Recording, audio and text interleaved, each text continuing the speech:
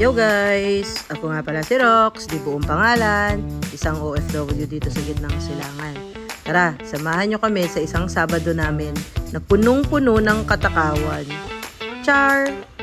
Bale, alas 3:30 na nga pala yan ng hapon mga guys nung naisipan namin kumain sa isang kainan dito lang malapit sa tinitirahan ng kaibigan kong si Kuya Eds. Bale guys, yan pala yung isang klase ng bus dito sa Dubai. Yan yung minsan ginagamit ng mga tao papasok sa kanilang mga kanya-kanyang trabaho. Bale, meron nga rin pala ditong train mga guys na mas easy and convenient para gamitin sa pagpasok sa trabaho. Kaya nga lang guys, merong mga area din dito na hindi naman naaabot ng train station dahil may mga areas lang sila para sa mga designated stop.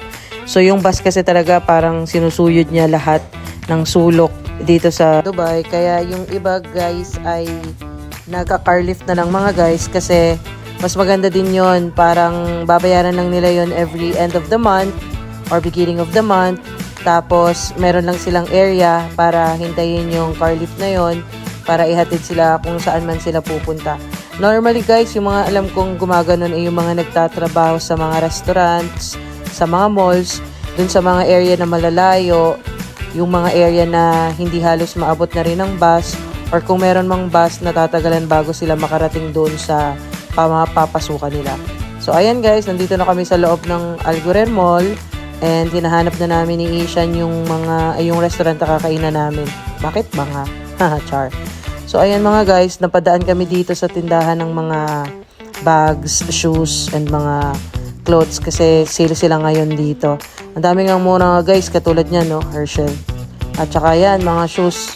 May mga Skechers, Adidas, Puma, USA Polo, at kung ano-ano pa sa murang halaga lang. Kaya lang, wala tayong pera lol. So ayan mga guys, lumabas muna kami para pumunta doon sa pinaka-famous na restaurant na dati sa Saudi Arabia lang namin na kikita or naririnig na masarap daw. So ayan, ang Al Baik. Ayan, napaka-juicy na mga chicken nila dyan guys at talagang masarap at malinam na murang-mura pa. Abot kaya talaga. Yun nga lang guys, nakakainis minsan kasi napakahaba talaga ng pila dito.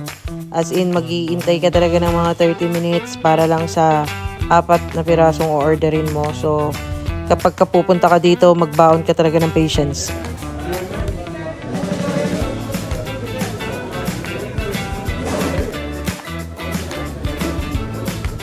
Ayun po, vlogging si baby. Pagkatapos nga ng mahababang minuto ng paghihintay namin guys, ang sarap sa matang tingnan na 326 na ang kasunod ng 325. Ayan na si Ishan Boy. Gutom na kasi yan siya. Nagagalit na yun at naiinis dahil kanina pa siya nakatayo dyan. Hindi pa binibigay yung aming order. Gutom na kumakamot na ng ulo. Ako'y tawang-tuwa sa batang ari kapag tinitingnan ko.